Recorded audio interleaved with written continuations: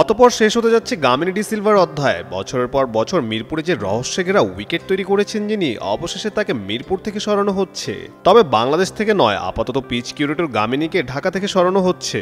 গামিনীর পরবর্তী গন্তব্যস্থল কোথায় তা এখনো ঠিক করেনি বাংলাদেশ ক্রিকেট বোর্ড বিসিবি, কিন্তু মিরপুর থেকে যে আপাতত তাকে সরানো হচ্ছে তা এক প্রকার নিশ্চিত। অবশ্য গামিনীকে সরানোর বিষয়টি ক্রিকেট বোর্ড চাইলে আরও আগেই নিতে পারত, কেননা মিরপুরে বেশ কিছু নামিদামি খেলোয়াড়রা খেলে জানিয়েছিলেন এমন উইকেটে খেললে যে কারো ক্যারিয়ার হুমকির মুখে পড়তে পারে। খোদ বাংলাদেশের পোস্টার বয় সাকিব আল হাসানও এমন দাবি করেছিলেন। সবশেষ সিরিজে পাকিস্তান অধিনায়ক সালমান আলী আঘাও মিরপুরে উইকেট নিয়ে জানিয়েছিলেন নিজের ক্ষোভ।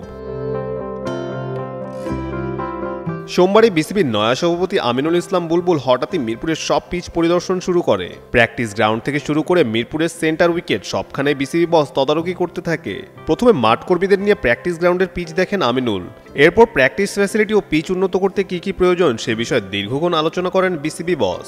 নিজেই দিলেন পরামর্শ কি কি ফ্যাসিলিটিস প্লেয়ারদের আরও প্রয়োজন, কেননা একটা সময় নিজেই ছিলেন খেলোয়াড়, এরপর একে একে ছিলেন আইসিসির বিভিন্ন দায়িত্বে। এরপর খানিকক্ষণ বাদেই মিরপুরের রহস্যঘেরা উইকেট পরিদর্শনে চলে যান বুলবুল। বিসিবি বসকে উইকেটের দিকে যেতে দেখে গামিনীও দৌড়ে বিসিবি বসের পিছু নেন। তারপর মিরপুরের রহস্যঘেরা উইকেট নিয়ে দীর্ঘক্ষণ চলে আলোচনা। হয়তো সে আলোচনার মধ্যে গামিনীর যে মিরপুর অধ্যায়ের ইতি ঘটতে যাচ্ছে তারই ইঙ্গিত দেন আমিনুল ইসলাম বুলবুল। অবশেষে সোমবার রাতেই জানা যায় গামিনীকে সরানো হচ্ছে মিরপুর থেকে। গামিনীকে সরিয়ে বিসিবি মিরপুরে উইকেট কতটা স্পোর্টিং করে তুলতে পারে এখন সেটিই দেখার বিষয়। কাজী সাকলাইন আহমেদ, যুগান্তর স্পোর্টস।